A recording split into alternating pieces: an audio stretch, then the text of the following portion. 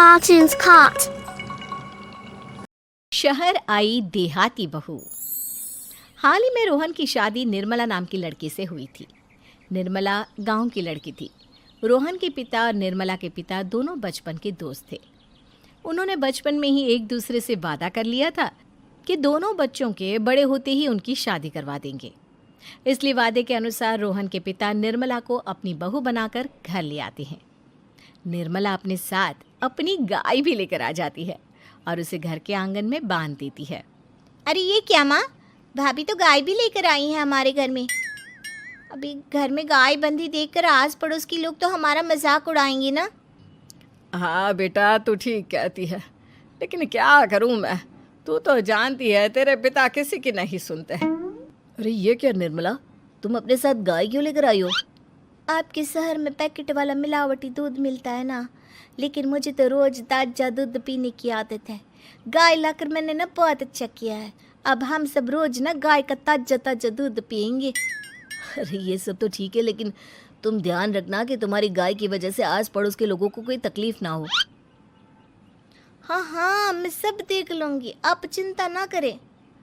कुछ दिन बीत जाते हैं। फिर एक दिन, चल बहू, आज हमें बाजार से सब्जी खरीदने जाना है। उसके बाद सुनीता निर्मला को बाजार में ले जाती है। सब्जी के महंगे दाम देखकर निर्मला के तो होश उड़ जाते हैं। ये क्या माँ जी, 1000 रुपये की सब्जी, ये तो बहुत ही ज़्यादा है। अब क्या करे बहू, शहर का तो यही हाल है। ना ना ना, मैं इस तरह पैसों की बर्बादी बर्दाश्त नहीं कर सकती। अब से ना हम इस बाजार से सब्जी नहीं खरीदेंगे। यहाँ फिर अगले दिन निर्मला घर के आंगन की मिट्टी खोद कर वहाँ तरह तरह की सब्जियाँ लगा देती है। अरे काव्या, तेरी भाभी तो बहुत अजीब है, उसने तेरे पूरे आंगन को खेत बना कर रख दिया। मेरी समझ में नहीं आता तुम लोग इस लड़की को कहाँ से पकड़ कर लाए हो। अरे सब मेरे पिताजी का किया धरा है। सालों पहले अपने दोस्त से किए वादे के चलते उन्होंने उस गवार को हमारे गले बांध दिया। अरे तेरी भाभी सच में एक नंबर की गंवार है। उसे तो ढंग के कपड़े पहनने तक नहीं आते, ऊपर से उसने तेरे घर को गांव का तबेला बनाकर रख दिया है। उन औरतों की बातें सुनकर काव्या को बहुत बुरा लगता है। फिर वो अपने भाई रोहन से इस बात की शिकायत करने लगती है। रोहन निर्मला को समझाने की बहुत कोशिश करता है, लेकिन निर्मला के आगे उसकी एक नहीं चलती। फिर एक दिन रोहन निर्मला को एक शादी में ले जाता है। सभी मेहमान खाना खाने में व्यस्त थे। उधर रोहन भी अपने दोस्तों से गप्पे लड़ाने लगता है। तभी निर्मला तंदूरी चिकन के स्टॉल से ढेर सारे लेग पीस उठाकर अपने पर्स में डालना शुरू कर देती है। घर जाने के बाद इसे फ्रिज में रख दूंगी और कल सुबह मैं चीज़ सिखाऊंगी। फिर खाना खाने के बाद दोनों पति पत्नी वहाँ से जाने लगते हैं, लेकिन तभी दुल्हन का भाई उन्हें रोक लेता है। अरे ये सब क्या है? मैंने यहाँ खाना खाने के लिए सबको बुलाया था, खाना चोरी करने के लिए नहीं। तुमने पर्स में जो चिकन के लेग पीस छुपा रखे ना, चलो बाहर निकालो उन्हें। दुल्हन का भाई फौरन निर्मला से पर्स छीनकर सारे लेग पीस बाहर निकाल लेता है। मैंने इतना खर्चा करके खाने पीने का इंतज़ाम किया है और तुम हो कि यहाँ से खाना चोरी करके ले जा रही हो? शर्म आनी चाहिए तुम्हें। वहाँ मौजूद सभी लोग निर्मला को भला बुरा कहने लगते हैं। अपनी बेइज्जती होते देख रोहन दुल्हन के भाई से माफ़ी मांगकर निर्मला को घर ले आता है। निर्मला, आज तुमने सबके सामने मेरी नाक कटवा दी। आखिर तुम्हें चिकन के पीस चुराने की ज़रूरत क्या थी? मुझे माफ़ कर दीजिए रोहन जी। दरअसल ना, हमारे गांव में जब भी शादी होती थी तब मैं और मेरी सहेलियाँ इसी तरह शादी से ढेर सारा खाना लेकर आते थे। मुझे नहीं पता था कि मेरी इस गलती से आपकी इतनी बेइज्जती हो जाएगी। मुझे माफ़ कर दीजिए, आज के बाद ऐसी गलती कभी ना करेंगे। इतना कहकर निर्मला रोने लगती है। निर्मला को रोते देख रोहन का दिल पिघल जाता है और उसे माफ़ करके गले लगा लेता है। इस तरह कुछ दिन बीत जाते हैं। फिर एक दिन रोहन उदास होकर घर लौटता है। रोहन के कपड़े बुरी तरह फटे हुए थे। अरे बेटा, ये सब क्या है? किसी के साथ मारा पीटी हो गई है क्या? नहीं माँ, आज हमारी ज़िंदगी का सबसे बुरा दिन है। म्यूनसिपालिटी वालों ने हमारी दुकान तोड़ दी।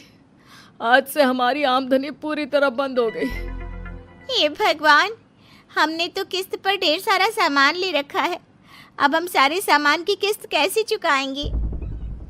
मेरी तो सोचने समझने की शक्ति ही खत्म हो गई। पता नहीं आगे हमें और कितनी मुसीबत झेलनी पड़ेगी। आप सबको ना चिंता करने की जरूरत ना है, मैं सब ठीक कर दूंगी।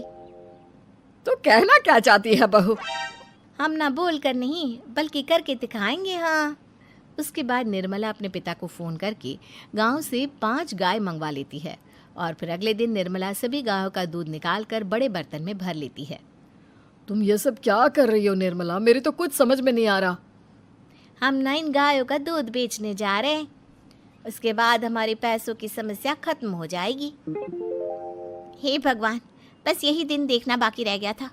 भाभी दूध वाली बनकर दूध बेचेंगी तो मोहल्ले में इज्जत क्या रहेगी हमारी। सभी लोग हमें तरह तरह की ताने मारेंगे।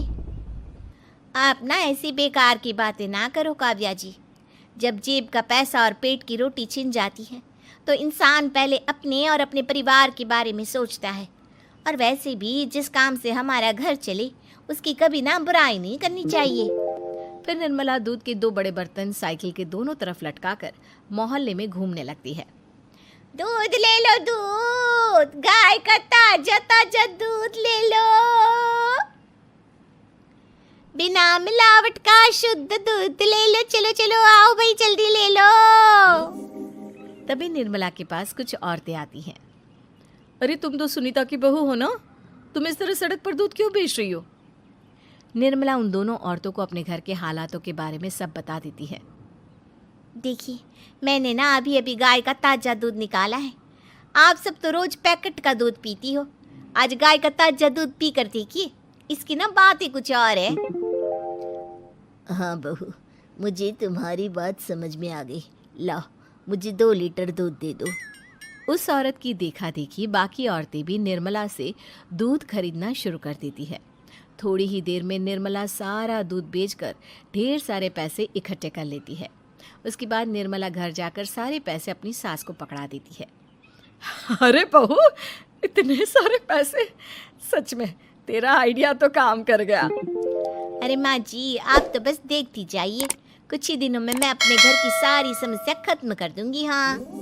फिर अगले दिन से निर्मला गायों के गोबर से ढेर सारे उपले तैयार करके बेचना शुरू कर देती है। निर्मला को पैसे कमाते देख रोहन के अंदर भी हिम्मत आ जाती है और वो भी दूध बेचने का फैसला करता है। निर्मला के कहने पर उसके पिताजी कुछ और गायों का बंदोबस्त कर देते हैं।